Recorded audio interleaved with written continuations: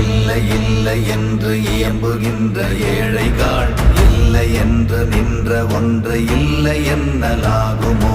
இல்லை அல்ல என்றும் அல்ல, இரண்டும் ஒன்றி நின்றதை எல்லை கண்டு கொண்டோர் இனி பிறப்பதிங்க